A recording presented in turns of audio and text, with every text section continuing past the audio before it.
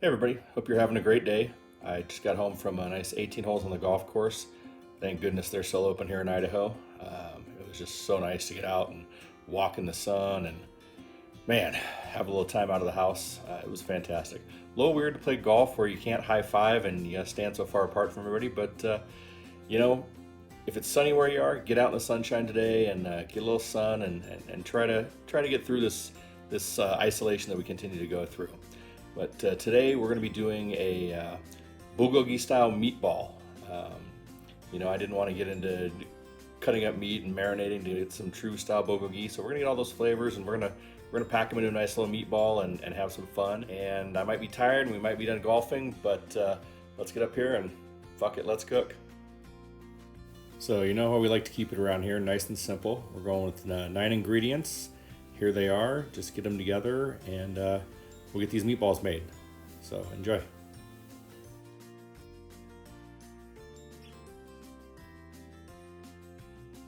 Okay, everybody. Now that we've seen the ingredients, we've got our bowl of ground beef here. We're gonna start by whisking the egg up a little bit and blending some of our liquid ingredients. So into the bowl is gonna go the egg, the soy sauce, sesame oil, and I'm gonna put the brown sugar in here as well so it can start to dissolve. And we're just gonna take a fork and whisk that up real nice. Once that egg is just fully incorporated and we've got a nice homogeneous mix here, I'm gonna put the ginger in there and the garlic and just kind of stir those down into the liquid. This will help it disperse through the meat better so we get good coverage. And then this is just going right in on top of the beef, along with our kiwi, our super secret ingredient there that we like. Now, traditional Bulgogi, they're going to use like Asian pear, pineapple, even kiwi sometimes to help the acid. There's some enzymes in those fruits that will break down the meat and help it get real nice and tender when it's cooked. So we're just going to kind of incorporate it inside here, and we're not looking for tenderness, but just kind of a little of that bright citrusy flavor that come from them. And we're not trying to overwork this, just really you kind of see I'm just kind of lifting and tossing. I'm not trying to mush it or get too mushed.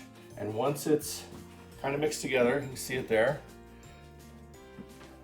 Then we're gonna go in with our breadcrumbs. And I like to do about half and then kind of fold the whole thing over and do half on the other side. That gives us a nice coat. And again, so I'm kind of using my fingertips and just kind of poking holes down through. You don't want to smash too much. So we're not going to overwork it. We're just going to get it to about that stage where everything's fully incorporated. And then from there, I'm going to take, and I want these little size, little handball here, and just kind of pack them and roll them up until you have these cute little meatballs. So I'm going to turn the camera off for a second, roll these meatballs up, and then we'll show you start cooking them, and we'll get making our sauces and our kimchi slaw that's going to go with it today. Okay, we're almost done rolling the meatballs here, and I just wanted to kind of show you, we're not trying to overwork these, so you can still see some craggles and cracks in that. I'm just kind of packing them real gentle with my hand, not a hard press, and then just kind of rolling, little stretch on them, just to get them. You want a little bit of that sticky to build up on the outside. That's like its own glue for the meat. You rub those proteins and you build up a little bit of that sticky, and you can kind of tell when you're done working it when it's just got that nice little kind of sticky sheen on the outside of it. And you want to keep them all good and uniform size so that when they cook evenly. So these are going to go in the fridge, and I'm going to rest them for an hour because I want that kind of meat glue that we made. I want to bind them up and hold them good because we didn't use a lot of breadcrumbs in there, because I want them pretty meaty, not like bread cakes and meat cakes and stuff. So these are going to go in the fridge and rest for an hour, and while these are resting, we're going to whip up our barbecue sauce and work on our kimchi slaw. Okay, I'm going to build our barbecue sauce / glaze that we use for the meatballs. I'm going to do this quick, but if you stick around to the end of the video, I'll throw up a graphic with the ingredients so you can capture it all there, so don't worry about pausing and writing stuff down too much. And I want to talk a little bit about my pantry. I know a lot of you probably noticed that my pantry sways toward Asian quite a bit, and that's what it does. So this first ingredient we're going to use, this is Gochujang. It's a fermented Korean chili paste. Really good. Has some, if you're familiar with miso, has some of that same kind of fermenty umami quality that miso has. Not super spicy, but just real good depth of flavor. And what it's made from is made from fermented gochujang. So this is Korean chili flake. Both these items, I think, you should just have in your pantry. They're great use items. We'll use this one later when making our kimchi slaw that we're gonna have. And then another one is the mirin. This is a Japanese item. It's a sweetened rice cooking wine. If you don't have mirin in your kitchen, go ahead and use a sweet wine. Riesling, Sauv Blanc, something like that will work. Even a sweet vermouth would be fine. Just, you know, anything that's kind of wine sweet, it's good. And then of course, you know, rice vinegar and sesame oil, great things to have in the pantry, just for building depth of flavor. So the sauce is gonna be really, really easy. And again, I'll put the graphic up at the end, so don't worry about the amounts. We're just gonna start with a little gochujang in the bottom of the pan. Some ketchup, because I mean, after all, we're glazing meatballs and making barbecue sauce, so it's gotta have some ketchup in it, right? Brown sugar. Soy sauce. Here's that rice vin. Here's that mirin, sweet cooking rice wine. A little bit of ginger powder. Garlic powder. And we're gonna do just, oh, clanging bowls here. We're gonna do just a little dash of sesame oil. Now sesame oil is great, it has a lot of flavor, but this is something that you don't wanna overdo it on. Just use it sparingly, you can always add some more, but don't go crazy with the sesame oil on things, okay? It's great as an addition, but when it gets overpowering, it's not good. So, and that's it for the barbecue sauce.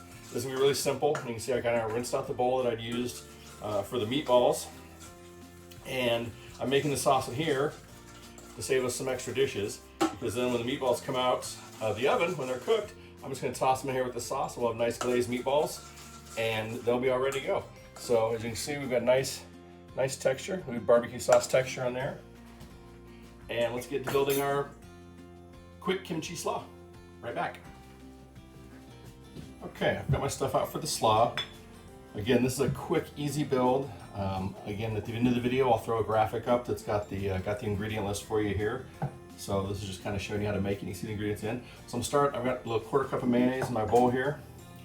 And I'm just gonna, a little bit of rice vinegar, about a tablespoon. Again, this is making slaw, so I mean, if you want it a little tangier, add more vinegar. You want a little sweeter, add a little more honey. This is, you know, one of those real simple recipes to make it however you like to make it. I'm gonna go about like a quarter cup of mayo and like a tablespoon of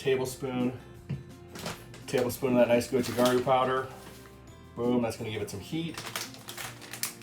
And then this guy, the fish sauce, we're not putting a tablespoon in. This is strong stuff. Again, another great pantry item to have. If you don't have fish sauce, there's not much you can replace it with, but it's good. It's very fishy. Maybe an anchovy, you can mix an anchovy in here. But this is gonna give it kind of that fermenty flavor. Again, kimchi, the traditional is gonna be Napa cabbage. It's gonna be fermented, so it's gonna get tangy, some nice bite, a lot of umami to it. And we're just making a quick kimchi style slaw. So to get that fermenty taste and stuff, we're using some fish sauce, which is fermented anchovies, squeezed down, all the juice comes out of them. And that's it, that's all we're gonna put in there. And we're just gonna whisk it up. And it should be nice and loose. Almost consistency of like heavy cream. We're gonna want it to cling really nice to our cabbage. But it's gonna have a nice bright red vibrant color from the gochujang we put in there. And as you can see, it doesn't take a lot. And we're just gonna toss and coat. I've got about a half a head of cabbage that I'm gonna do and just toss in here, and that'll go in the fridge while we cook the meatballs. And then we'll get it out, do some plating up. But I'm gonna get this cut down, mixed up in the fridge, and then we'll get the meatballs going in the oven. Okay, it's been an hour. Our meatballs are out of the fridge. They're nice and firmed up. That meat glue that we kind of made by kind of rolling them our hands has bound them real good. So I've got a 350-degree oven set up. They're gonna go in there until a internal thermometer tells us they're at about 145. Then we're gonna pull them, let them rest for a little bit, and set the broiler up and get a nice color on the outside before we toss them. So into the oven they go. Okay, in my oven at 350, these took 18 minutes. They're up to 145. Now, done temperature on ground meat, meatballs, things like that is going to be 155. So they're going to rest while the oven's coming up to a broil. And while they do, I'm just going to kind of flip and look at the bottom. We got nice color there, so those look good. The bottom of the pan, I did them on the lower rack, so we get the nice color on the bottom. And then we're going to put them under the broiler. I'll show you how the oven's set up here. We got one rack nice and high, right under that high temp broiler there at the top. And we're going to throw them in there once that comes up to temp. All right, so I did top rack of the oven under the broiler, 3 minutes. I rotated them 180 degrees back in there, 3 minutes. They should be about perfect right now. Let's see. Oh, yes. Oh, these are gorgeous. Great color on them. Oh my goodness, those look great. So we'll let them rest for just a little bit. Oh, they feel perfect. Like not firm, but not soft and mushy. They feel great. So, oh, and the bottom just nice and caramelized. Oh, that's great. Almost lost that one there. Okay, so I'm just gonna go, and I'm gonna do, I don't want to smush them up too bad, so I'm gonna do about 4 at a time in my bowl here. And I'm just nice little glaze on them. It looks great. Got my slaw plated up here. We're gonna lay these over there. Oh, amazing, it smells. It smells so wonderful in here. So let me get these plated up, toss in this nice sauce, and I'll give you a look at what we're working with. Okay, there we have it. And they look really good. So I finished mine off with a little toasted sesame seed, and a little, I've got some smoked black pepper that's awesome, but cracked black pepper's fine. If you want a little scallion or something, a little cilantro on there, go for it. Again, it's your food. Have fun with it. Have a good time. But there's our dish. We'll get a couple pictures for the gram. Again, stay tuned. I'll put up the ingredients for the barbecue sauce and the slaw at the end of this. So enjoy. Hope you're having a great day. Call a friend. Say hi. Reach out to somebody. You never know. They might need to hear from you. Love you guys. Be good.